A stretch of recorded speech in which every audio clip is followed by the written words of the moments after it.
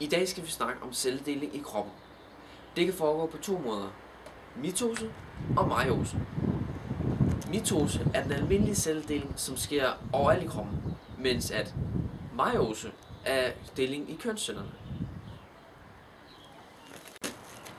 Vi starter med mitose, da det er den almindelige, og den er nok også nemmest at forstå. Vi har inddelt det i nogle faser, for at kunne overskue, hvad der sker, og ligesom kunne kategorisere det og gøre det nemmere for os selv. Jeg har her en tegning, som giver et overblik over, hvordan mitose foregår.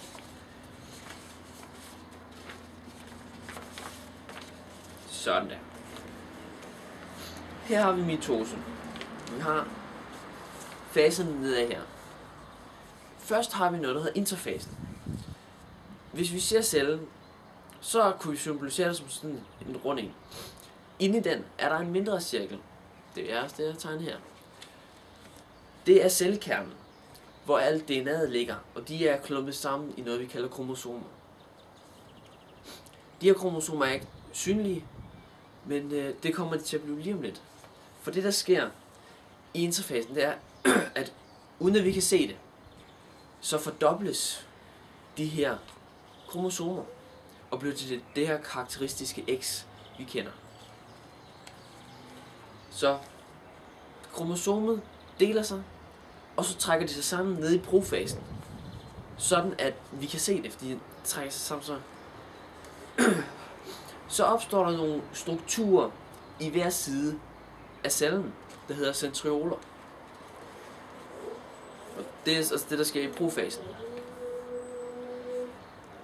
I metafasen, så alle de her kromosomer, de sætter sig over hinanden, ordnet i midten af cellen.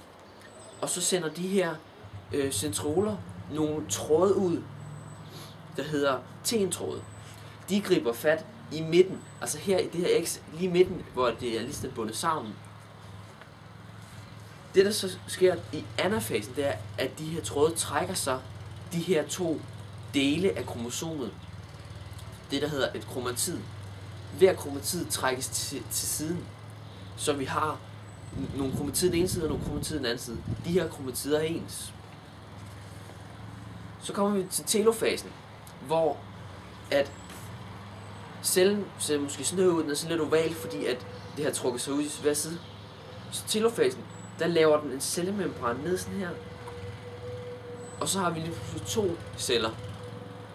Så kommer cellekernen tilbage, og så er det to identiske celler, som er lige præcis ens med den udgangspunktet, den celle vi startede med.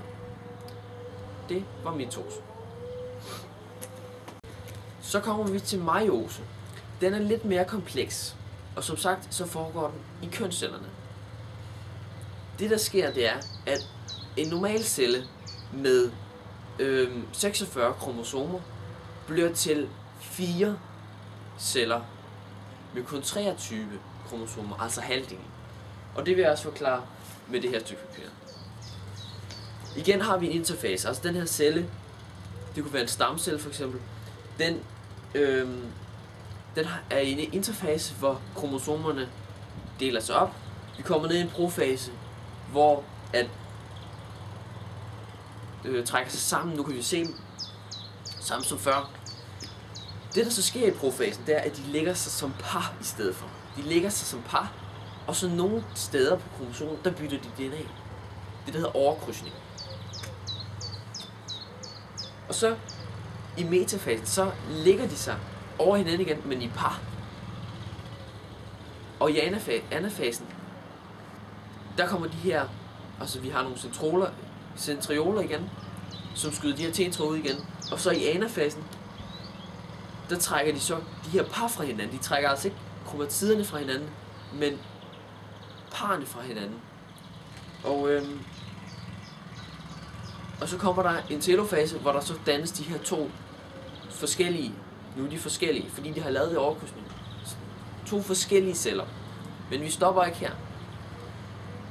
For det, der så sker, nu kommer vi over i den næste metafase, hvor herfra er det faktisk en normal mitose.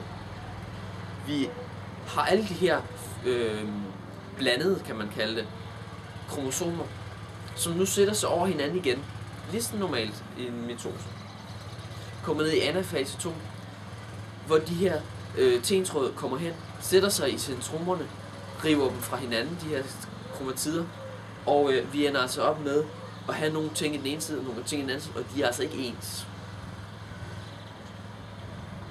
Så kommer vi til telofase 2, hvor de her to nye store, altså her og her, de slutter tæt, danner en ny membran rundt om her, så har vi lige pludselig 4 forskellige celler med 23 kromosomer i hver i stedet for 46.